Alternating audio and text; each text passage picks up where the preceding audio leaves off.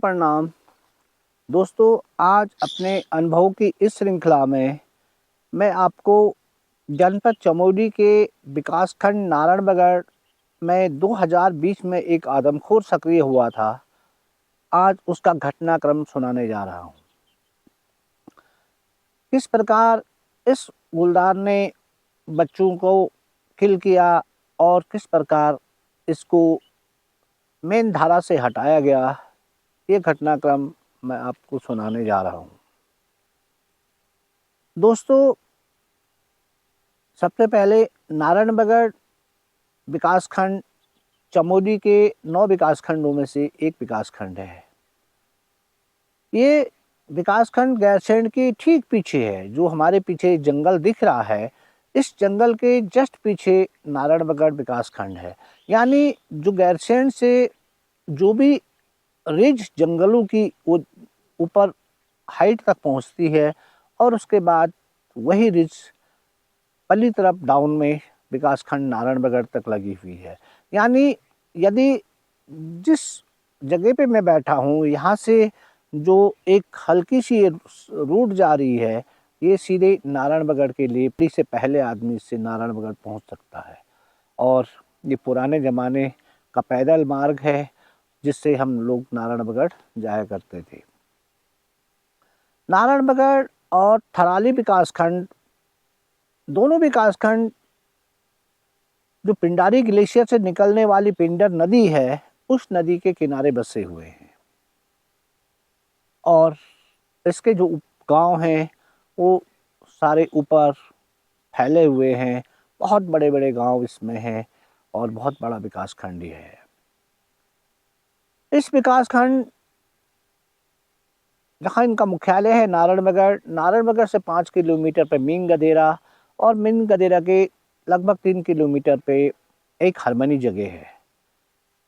Herminie जगह से आगे की ओर एक गांव था त्यूला, जो भूमि धसाव के कारण पूरी तरह से नष्ट हो गया। लोगों ने बहुत आशा से उस गांव में बहुत अच्छी अच्छी मकानें, जैसे जो पहाड़ों में तिवारी के नाम पे होते हैं, वो तिवारियाँ बनी हुई थी। जब मैं इस गांव में गया था तो ये पूरा गांव तहस नहस था। पूरी मकानें, नई नई मकानें जो थी वो धंस चुकी थी। और इसी गांव को सरकार ने दूसरी जगह, एक मगेठी नामक स्थान है जो मीन गदेरा से आगे जो मलतूरा पुल है उसके ऊपर, इस गांव को बसाने के लिए कार्रवाई की। और ये गांव लगभग उस समय इसकी मकानें नहीं वहाँ बन रही थी। इन लोगों को ज़मीनें वहाँ अलाउड कर दी गई थी और ये गांव वहाँ बस रहा था। ये घटना 15 जून 2020 की है। यहाँ पे कुछ नेपाली मजदूर जो थे वो इस गांव में काम कर रहे थे और ये गांव लगभग कुछ मकानें इसमें बनी हुई थी, कुछ मकानें अब बन रही थी। जो नया मगेठी जो जिस स्थान है वहाँ पे बन रही थी। एक राम बहादुर जो नेपाल से अपने बच्चों के साथ उस गांव में रह रहा था और दिहाड़ी मजदूरी करके अपने बाल बच्चों को पाल रहा था। गांव के अगल बगल क्योंकि बस्तियां ज़्यादा इस पे बसी नहीं थी, कुछ मकान जो बन रहे थे, कुछ मकान खाली थे। उनमें जो नेपाली परिवार रहता था उससे आगे बहुत झाड़ियाँ और जो बिच्छू घास है, जो काला बासा है, वो बहुत ज़्यादा थे। और जो स्लाइड वाली जगह है, उस स्लाइड वाली जगह पे काला बासा और जो हमारे यहाँ एक उतीस के नाम पे इस पेड़ कहा जाता है, वो जहाँ भी स्लाइड होता है वहाँ वो अपना आप ही जम जाता है। तो उसके बहुत घना जंगल था। केवल उस मगेठी गांव के बगल पे एक नाला था, सूखा नाला, और उसके बाद जो स्लाइड वाली जगह थी वो पानी वाली जगह थी। और वहाँ जो उतीस हुआ, काला बासा हुआ और इस प्रकार का एक घना पैच जो था वो बन चुका था। शाम के लगभग 7 बजे, क्योंकि इस क्षेत्र में इससे पहले आदमखोर कभी सक्रिय हुआ ही नहीं था, तो जब कभी आदमखोर गुलदार या आदमखोर लेपर्ड जहाँ सक्रिय नहीं होता है और इससे पहले भी कभी वो सक्रिय नहीं था, तो उसके बारे में लोग सोचते ही नहीं हैं। जबकि सबसे बड़ी भूल ये है कि गुलदार कहीं कभी भी कहीं भी सक्रिय हो सकता है, तो परंतु इन लोगों का इस चीज़ का भय नहीं था। और शाम 7 बजे राम बहादुर का बेटा जो 5 साल का था, वो अपने आंगन के बगल पे खेल रहा था, क्योंकि जो इनका किचन था वो किचन इनका बाहर था। और शायद वो किचन में गया और वहाँ पे कोई जो गुलदार या लेपर्ड जो बैठा हुआ था, उसने इस बच्चे को तुरंत इस पे हमला किया और उठा लिया। हो हल्ला हुआ, नेपाली चिल्लाए, फिर और लोग भी, ज़्यादा लोग तो वहाँ थे नहीं, परंतु फिर भी जितने लोग थे सब तुरंत उस ओर भागे जहाँ गुलदार उस बच्चे को उठा के ले गया था। परंतु पूरी रात ढूंढने के बाद भी उस पैच में कहीं भी उस बच्चे का शव इन लोगों को प्राप्त नहीं हुआ। फॉरेस्ट विभाग को सूचना दी गई, फॉरेस्ट वाले भी राती को वहां पहुंच गए, क्योंकि उनसे 7-8 किलोमीटर ही वो रोड पर वो जगह थी, इसलिए वो लोग राती को पहुंच गए थे। उनके द्वारा भी ढूंढा गया, परंतु रात को शव नहीं मिला।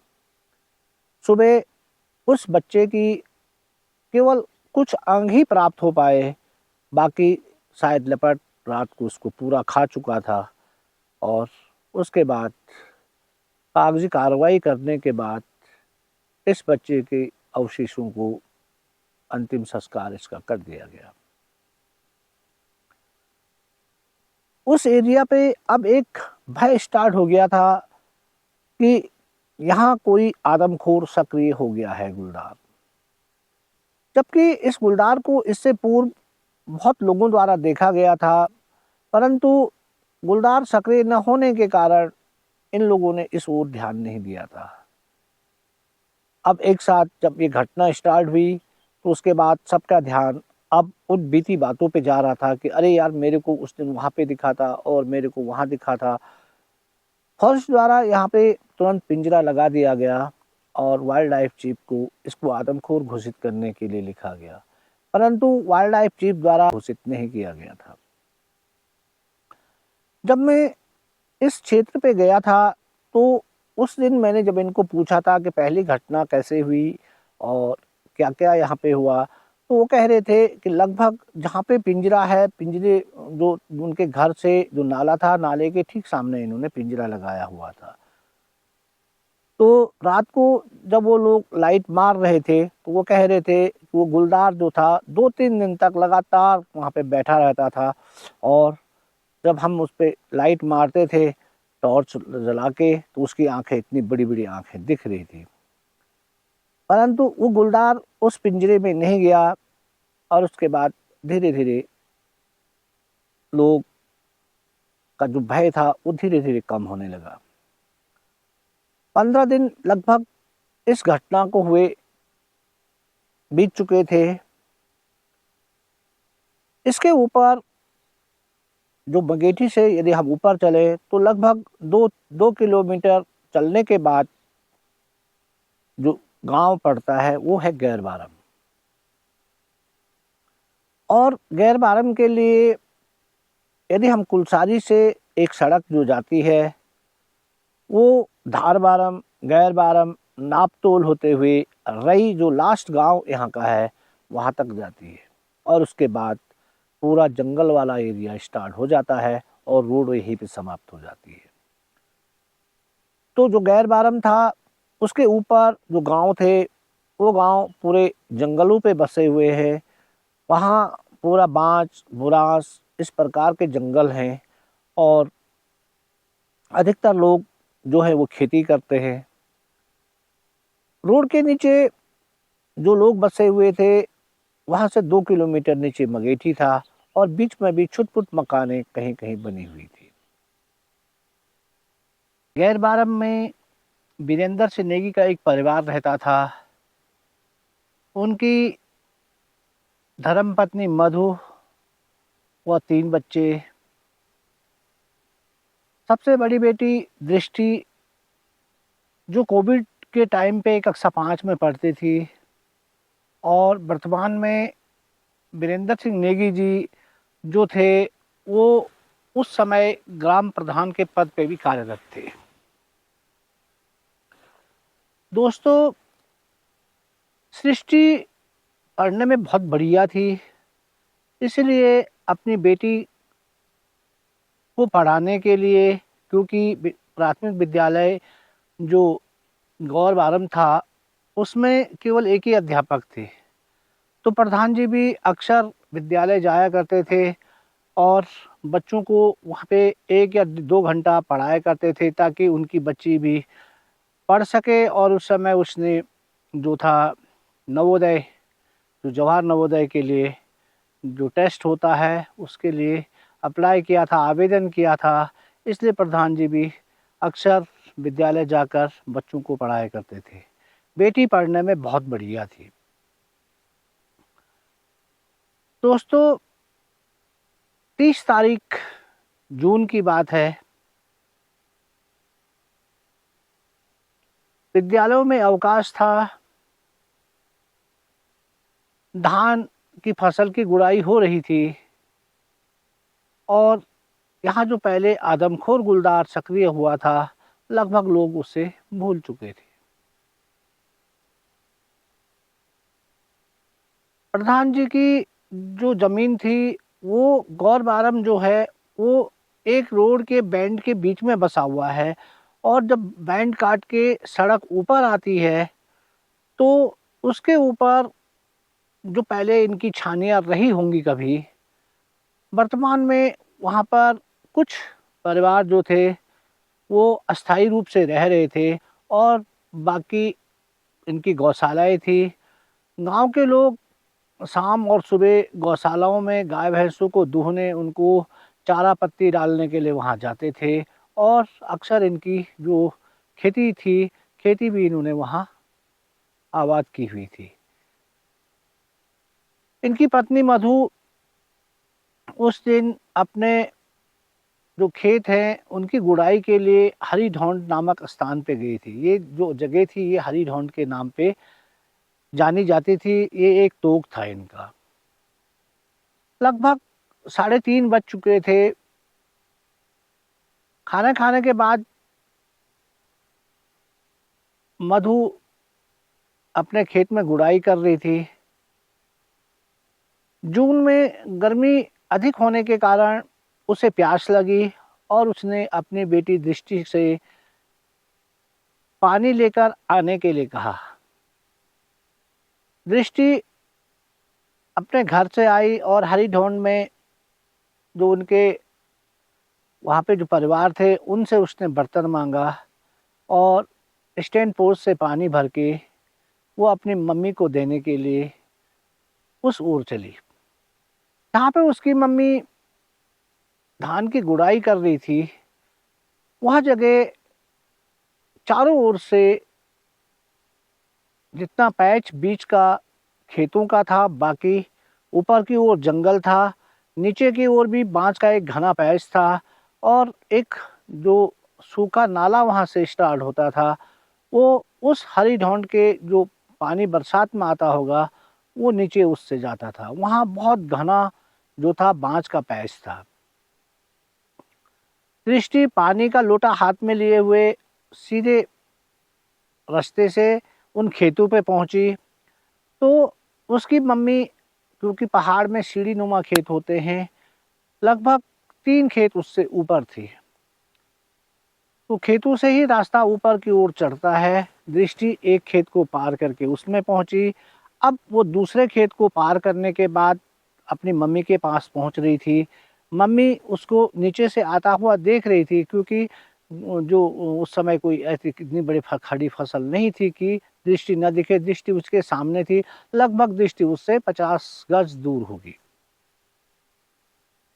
फिर वो गुड़ाई करने लग गई और क्योंकि दृष्टि पानी लेके आ ही रही थी, तभी उसने एक साथ दृष्टि की चीख सुनाई दी और वो पलट के उसने देखा कि एक बड़ा सा गुलदार जो है वो दृष्टि को पीछे से खींच के उसको जमीन में पटक रहा है। और उसने कुदाल उठाई और वो हल्ला करने लगी। तो तब तक उस गुलदार ने दृष्टि को गर्दन से पकड़कर उसी खेत से सीधे जंगल की ओर खींचना शुरू कर दिया। दृष्टि की मम्मी यहाँ थी और गुलदार यहाँ। गुलदार ऐसे खींच के उसको खेत के कॉर्नर पे लेके जंगल की ओर ले जाना चाहता था, और दृष्टि की मम्मी का जो खेत था उसका कॉर्नर भी वहीं पे जुड़ता था। और तो दृष्टि की मम्मी अपने कुदाल को लेते हुए दौड़ती हुई, क्योंकि गुलदार इधर से दृष्टि को खींच के ले जा रहा था, तो वो इधर से ठीक उसके सामने पहुंची, और गुलदार लगभग इसको 20 या 30 मीटर खींचकर ऊपर ले गया था। तो जब दृष्टि की मम्मी वहां पे पहुंची तो उसने कुदाल से गुलदार को वार किया। गुलदार दृष्टि को छोड़कर थोड़ा दूर गया, फिर एक बार उसने दोबारा आने की कोशिश की, परंतु दृष्टि की माँ ने हल्ला और दृष्टि जो कुदाल थी उसके हाथ पे, उससे उस पर वार करना चाहा, और उसके बाद गुलदार भाग गया। उसके गले से दोनों तरफ खून की धाराएं निकल रही थी। दृष्टि को उसने फटक से अपने गोद में उठाया और जोर जोर से हल्ला करने लगी, और उससे जो अगल बगल के 2-3 परिवार थे वो दौड़ के वहां पहुंचे। तो उन्होंने देखा कि वास्तव में दृष्टि के गले को इस गुलदार के ने दांतों के द्वारा दोनों तरफ छेद कर दिए हैं, और थोड़ी देर बाद दृष्टि ने अपनी माँ की गोद में दम तोड़ दिया। एक होनहार बच्ची जो दिन में अपनी मम्मी को पानी लेके अपनी मम्मी को पानी देने जा रही थी, उसको ये गुलदार उठा के ले गया और इसकी मौत हो गई। दोस्तों, आप सोच सकते हैं, उसकी मम्मी उसको आता हुआ देख रही है, हाथ पे उसका पानी का लोटा है, और केवल अब वो 2 खेत दूर उससे बची हुई थी। तभी एक गुलदार उसकी जीवन लीला समाप्त कर देता है। तो इस प्रकार का एक करुणात्मक दृश्य जो था, वो वहाँ पे जब उजागर हुआ तो दृष्टि की मम्मी वहीं पे बेहोश हो गई। लोगों ने दृष्टि को उठाया इस आशा में, क्या पता कुछ सांसें इसकी बाकी हो। वो दौड़ के नीचे रोड पे पहुंचे, और रोड पे उन्होंने गाड़ी को तैयार किया, 108 एम्बुलेंस को फ़ोन किया, परंतु जब वो नीचे गांव तक उसको ले गए तो लोगों ने कहा कि ये तो इस दुनिया में है ही नहीं। इसलिए दृष्टि को जो था हॉस्पिटल नहीं ले जाया गया, और जो नारायणबगड़ का आदमखोर गुलदार था वो अपना दूसरा किल कर चुका था। ये खबर आग की भांति सारे इलाके में फैल गई, और क्योंकि उसके पिता स्वयं उस समय प्रधान थे, तो सारे लोगों के इलाके के लोग वहाँ जुटने शुरू हुए, और उनके जो वन विभाग के प्रति उनका आक्रोश था वो चरम सीमा पे पहुंच गया। आनन फानन में उन्होंने वन विभाग को सूचना दी, और वन विभाग के अधिकारियों के द्वारा 1 तारीख जुलाई को इस गुलदार को आदमखोर घोषित करते हुए मारने का परमिट जारी कर दिया गया। इससे पूर्व उप जिलाधिकारी जो थराली थे, नेगी जी, उनके द्वारा मुझे कॉल किया गया, और ये कहा गया कि जब तक परमिट आता है तब तक आप लोग तुरंत यहाँ पहुँचे, क्योंकि जन सुरक्षा के लिए हम आपको बुला रहे हैं। जब परमिट आएगा तो मारने की बात तब अलग होगी, परंतु फिलहाल आप लोग यहाँ पहुँच जाएं, क्या पता परमिट कितने दिन में जारी होता है। तो मैं तुरंत गैर बारम पहुँच गया। गैर बारम पहुँचने के बाद मैं लगभग 2:30-3 बजे वहाँ पहुँचा, तो मुझे पता चला कि इस गुलदार को मारने के लिए हंटिंग परमिट जारी कर दिया गया है। और मैं ऊपर जो रोड से लगभग 200-250 मीटर ऊपर जो हारी ढोंड था, जहाँ उस बालिका को इस गुलदार द्वारा मारा गया था, जब मैं वहाँ पहुँचा तो मैंने उस खेत और वहाँ पे जो लोटा गिरा हुआ था, जो चप्पलें गिरी हुई थी, वो देखा। लग रहा था कि ये गुलदार शायद यहाँ इससे पूर्व से रह रहा है, और ये कोई नया गुलदार यहाँ बाहर से नहीं आया है, बल्कि ये कोई मादा गुलदार है, और ये यहीं की रहने वाली है।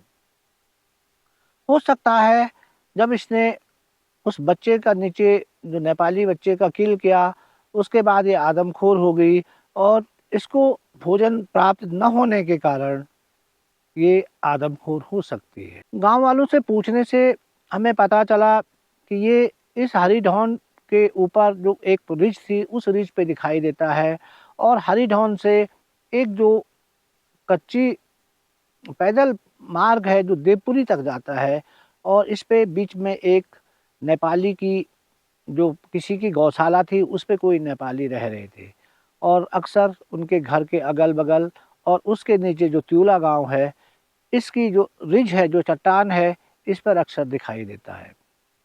और तभी हमें पता चला, किसी के द्वारा बताया गया कि त्यूला गाँव में एक कुत्ते पर इस गुलदार ने लगभग 4:30 बजे हमला कर दिया है।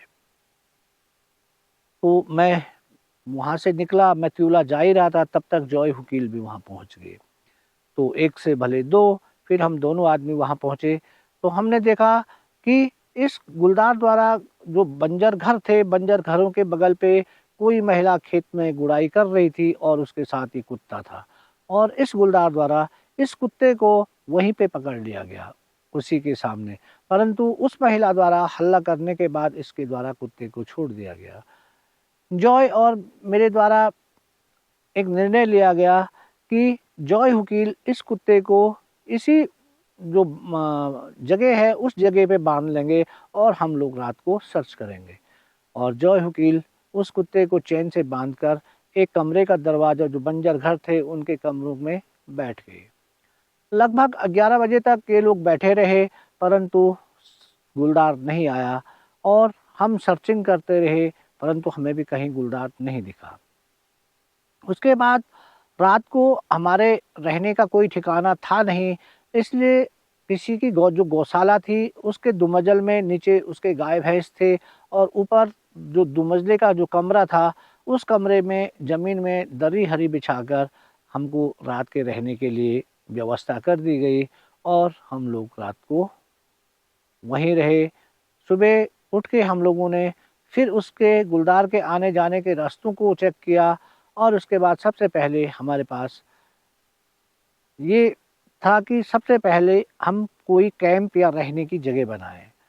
कोविड के कारण स्कूलें बंद थी, और वैसे भी जून की छुट्टियाँ थी, तो कोविड के कारण लगभग 2 साल से विद्यालय खुले ही नहीं थे, और उन विद्यालयों के जो प्रधानाध्यापक थे, उनसे हमने वहाँ की चाबी माँगी, उसको सैनिटाइज़ किया पूरे स्कूल को, और उसके बाद हमारे रहने की व्यवस्था विद्यालय में कर दी गई। विद्यालय में व्यवस्था होने के बाद अब हमारे पास ये था, कम से कम एक अस्थायी कैंप बन गया है, अब हम और कार्रवाई कर सकते थे।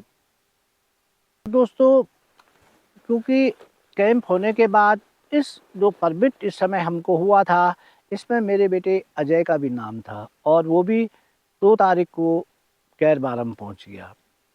रात को मेरे साथ पहले वीरेंद्र गया था, अब मेरे पास अजय आ गया था। अतः हम लोगों ने 2 जगह 2 मचाने बना के हम लोग रात भर बैठे रहे, और जॉय वकील एक और मचान बना के उस गुलदार को ठगने के लिए बैठे रहे। परंतु 2 तारीख को हमें कोई सफलता नहीं मिली। 3 तारीख शाम को हम लोग हरिढौंड नामक स्थान पे, जो एक उसका मैदान था, उस मैदान पे बैठे नेपाली के घर में एक कुत्ता जो ज़ोर से भौंक रहा था, उसे सुन रहे थे कि ये कुत्ता लगभग 4:30 बजे दोपहर में इतने जल्दी क्यों भौंक रहा है, या कहीं यहाँ गुलदार तो नहीं आया है। उस समय जॉय वकील ठीक उस नेपाली की झोपड़ी के नीचे, जो त्योला गाँव है, वे वहाँ जाके शाम के लिए मचान की तैयारी कर रहे थे। तभी एकदम कुत्ते की रोने की आवाज़ आती है, और ऐसा लगता है कि कोई गुलदार कुत्ते को उठा के ले गया है। और जब हम लोगों ने ध्यान दिया कि वास्तव में कोई गुलदार कुत्ते को उठा के ले गया है, वो साउंड, जो आवाज़ कुत्ते की रोने की थी, उसको जॉय वकील भी सुन रहे थे। तो उन्होंने नज़र उठा के ऊपर देखा, तो उन्होंने देखा कि एक गुलदार बहुत तेज़ी से उनकी ओर, नीचे की ओर आ रहा है, और उसके मुँह पे एक छोटा कुत्ते का पिल्ला है। यानी वो उस नेपाली की झोपड़ी से एक कुत्ते को, पिल्ले को लेके भागा था। अब ये था कि क्योंकि वो जॉय की ओर ही नीचे निकला था, तो जॉय ने मचान बनाना छोड़कर तुरंत जिस ओर वो गुलदार गया, उस ओर का रुख किया कि कहीं ये गुलदार मुझे दिख जाएगा। परंतु वो गुलदार उस कुत्ते के बच्चे को लेके कहाँ गया, किसी को पता नहीं चला। इससे ये लग रहा था कि इस गुलदार की रहने की कोई निश्चित जगह नीचे है और ये कोई इस प्रकार के पत्थर की गुफा है कि जिसके अंदर ये चले जाने के बाद दिख नहीं रहा है और ये गुलदार निकल भी यहीं से रहा है और जा भी यही रहा है। तो एक निश्चित जगह, एक निश्चित प्लेस जो था वो ट्रैक हो चुका था कि ये गुलदार लगभग यहीं से निकल रहा है और यहीं से ये मूवमेंट कर रहा है। अब सबका ध्यान इसी ओर था कि इस गुलदार को इसी जगह पे घेरा जा सकता है। दोस्तों, 4 तारीख को 2 शिकारी दल और इस गुलदार को मारने के लिए गैरबारम पहुंच गए, जिसमें डॉक्टर प्रशांत और जहीर बख्शी थी। दोस्तों, आज उत्तराखंड का मौसम या हमारे यहाँ का मौसम बहुत ख़राब है और लगभग ऐसा लग रहा है कि शाम तक बर्फ़ गिर जाएगी। बहुत ठंडा हो गया है और पूरे बादल लगे हुए हैं। दोस्तों, मेरी स्टोरी जो थी वो टुकड़े टुकड़े में समय कम होने के कारण टुकड़ों टुकड़ों में मैं इसको बना रहा हूँ। 4 तारीख तक का वाक़या आपने इससे पहले वाले 5 तारीख को एक गाय जो हमारे कैंप यानी जो प्राथमिक स्कूल में जो कैंप बना था उससे थोड़ा 500 मीटर दूर किसी गुलदार द्वारा मार दी गई है। सूचना लगभग शाम के 3 बजे हमें मिली। हम चारों दल यानी मैं, जॉय हुकील, डॉक्टर प्रशांत और जहीर बख्शी, हम लोग जब वहाँ पे पहुँचे तो हमने देखा गुलदार द्वारा इस गाय को मारा गया है और इसका कुछ भाग खाया गया है। यानी ये जो घटना थी, ये दोनों घटना जहाँ हरी ढोंड और मगेठी के बीच वाली घटना थी। संभवतः गुलदार भी हो सकता था। तो ये विचार किया गया कि इस पे आज एक ट्रैप कैमरा लगाया जाए और उससे ये पता चलेगा कि ये गुलदार कौन है। परंतु डॉक्टर प्रशांत और जहीर बख्शी द्वारा उस पे ही मचान बनाने का फैसला किया गया और उनके द्वारा उस पे मचान बना दी गई। वे लोग रात को उस मचान पे बैठे, परंतु गुलदार शायद उनके पीछे से आके उसने उनको मचान पे देख लिया और वे पूरी रात बैठे रहे, परंतु गुलदार नहीं लौटा। 6 तारीख को भी इन्होंने उस मचान को चेंज करके और अच्छी प्रकार से छुपाव करके इस मचान को यूज़ किया, परंतु दूसरे दिन भी गुलदार इस पे नहीं लौटा। बल्कि शाम को किसी के द्वारा हमें बताया गया कि आज नापतोल जो एक जगह है उसके सामने जो रिज है उस रिज पे किसी को गुलदार दिखा है। और शाम को मैं और जो दृष्टि के पिता थे प्रधान जी, वो भी मेरे साथ, वीरेंद्र, हम लोग जहाँ लोगों ने गुलदार देखा था उस स्थान पे चले गए। शाम के लगभग 6 बज चुके थे, परंतु गुलदार अब उस रिज पे नहीं था। तो वो बता रहे थे कि लगभग आपसे थोड़ा देर पहले ये गुलदार यहाँ से नीचे निकला है। दोस्तों, वहाँ से हम आगे निकलने के बाद रोड पे एक बैंड था, जो बैंड सीधा जो गैरबारम है, गैरबारम के ऊपर गांव के ऊपर वाले जो धार थी उस पे था। हमने वहाँ गाड़ी खड़ी की और उसके बाद हम लोग उस गांव के पीछे से उस गांव को देखना चाह रहे थे कि कहीं गुलदार इधर तो नहीं आया होगा, परंतु कभी किसी कारणवश या गुलदार की मौत न होने के कारण मैं बिना हथियार के ही रोड के दूसरे किनारे पे जाके नीचे देखने लगे। तभी जो प्रधान जी थे वो कहने लगे, अरे गुलदार गुलदार। मैं समझा नहीं, मैंने सोचा गुलदार, मैंने बोला कहाँ पे है? तो उन्होंने कहा इस झाड़ी के पीछे से छिपा हुआ है। तो मैं तुरंत गाड़ी पे गया, गाड़ी से मैंने राइफल ली और राइफल लेके मैं वहाँ पर से उनसे मैंने पूछा कि आप कहाँ पे इसको देख रहे हैं। उसके बाद जो मैंने राइफल से एम किया तो मुझे दिख नहीं रहा था, तभी एक गुलदार बहुत तेज़ी से भागता हुआ वहाँ से निकला और उसके बाद वो सीधा निकल खेतों में जो फसल थी उस फसल के सीधे बीचों बीच निकलता हुआ बिना रुके हुआ जो है वो रोड के ऊपर निकल गया। यानी उसने थोड़ा भी हमें फायर करने का मौका नहीं दिया और हम एक बहुत बढ़िया जो चांस था वो गंवा चुके थे। मुझे अपने पे गुस्सा भी आ रहा था कि मैं कहीं भी गाड़ी से उतरकर बिना हथियार का नहीं जाता हूँ, परंतु आज क्यों ऐसा हुआ होगा कि मैं बिना हथियार के ही नीचे देखने के लिए उनके साथ निकल गया। और दोस्तों तुरंत हमने वहाँ पे बकरा बंधवाया और सड़क पे, और क्योंकि मचान बनाने के लिए हमारे पास समय नहीं था और एक गाड़ी उससे 100 गज दूर लगा के उस गाड़ी पे हम लोग बैठ गए। परंतु शायद ये गुलदार जो नीचे गाय मरी हुई थी उस पे जा रहा था, क्योंकि ये रात को शायद ऊपर आया होगा और इसलिए ये कहीं से फिर नीचे उस गाय वाली मचान पे चले गया। परंतु देर रात तक भी ये गुलदार गाय के शव पे नहीं लौटा, बल्कि वहाँ जहीर और प्रशांत ने कहा कि वहाँ बहुत बड़े बड़े जो सुअर थे वही गाय खाने पहुँच रहे थे।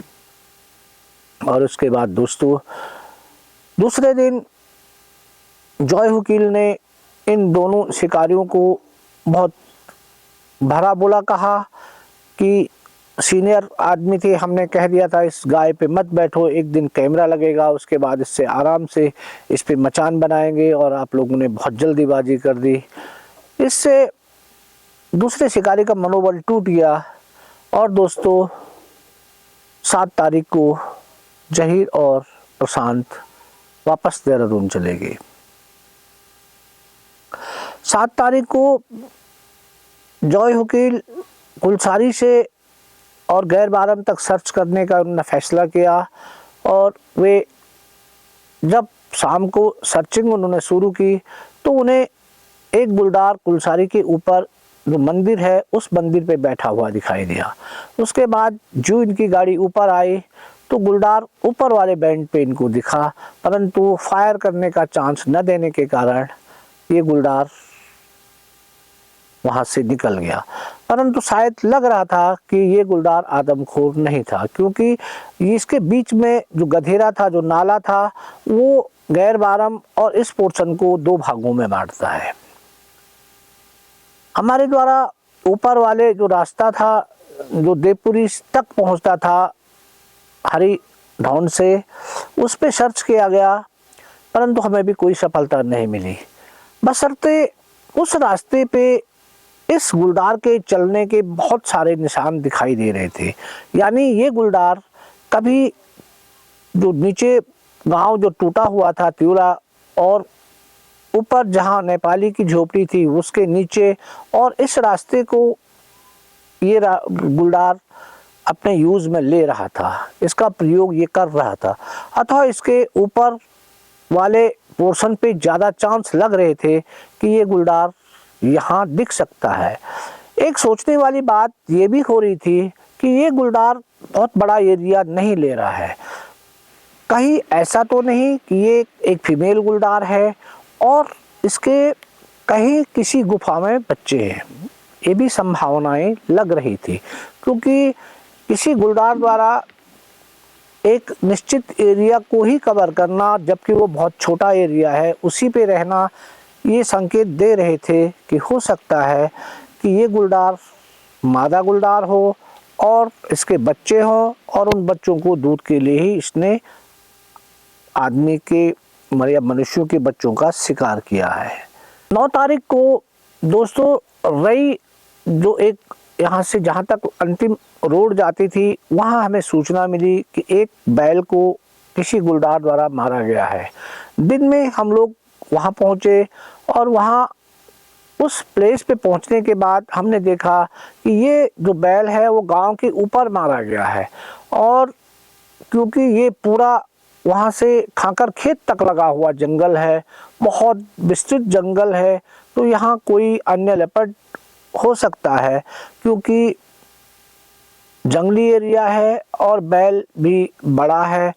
इसका मतलब ये लग रहा था उसके खाने से कि जिसने बैल को मारा, जिसने बैल को खाया, वो कोई मेल गुलदार है, क्योंकि पग चिन्ह यहाँ दिखाई नहीं दे रहे थे। संभावनाएं लग रही थी कि ये कोई मेल गुलदार है। इसलिए हम लोग वहाँ से वापस लौट गए और रात को हरी ढोंड पे बकरा बांध के हम लोग बैठे रहे, क्योंकि सबसे ज़्यादा संभावनाएं हरी ढोंड की लग रही थी, क्योंकि इसी पोर्शन पे ये गुलदार ज़्यादा दिख रहा था। जॉय वकील लगातार अपने बकरी को लेके अलग अलग जगह जो है मचाने बना के बैठ रहे थे। उन्हें संभावना थी कि ये गुलदार कभी न कभी बकरे पे अवश्य झपटेगा। दोस्तों, 10 जुलाई आ गई। 10 जुलाई को हम लोगों ने दिन में खाना खाया। उसके बाद जॉय वकील ने कहा कि मैं आज बकरा नेपाली के जो घर है उसका उसी पे बांधता हूँ और मैं लगभग 3 बजे इस बकरे को वहाँ बांध के बैठ जाता हूँ। मेरे द्वारा उन्हें बताया गया कि मैं यहाँ से देपुरी मुझे गाड़ी छोड़ेगी और गाड़ी छोड़ने के बाद वहाँ जब अंधेरा हो जाएगा तो मैं देपुरी से जो रास्ता हरी ढोंड के लिए आ रहा है, नेपाली के घर से होते हुए जो आ रहा है, उस पे मैं सर्च करूँगा और हो सकता है कि गुलदार हमें दिखाई दे। अपनी रणनीति के हिसाब से शाम होते ही हम लोग सक्रिय हो गए और सक्रिय होने के बाद जॉय वकील बकरे लेके नेपाली के घर के जो पीछे जो जंगल था और जो उसकी एक टिन के द्वारा बनाई गई लकड़ियों को रखने का जो हल्का टिन सेट बना हुआ था उसके अंदर बैठ गए और नीचे जो उसने जो क्यारियाँ बनी हुई थी उन क्यारियों में बकरा बांध दिया।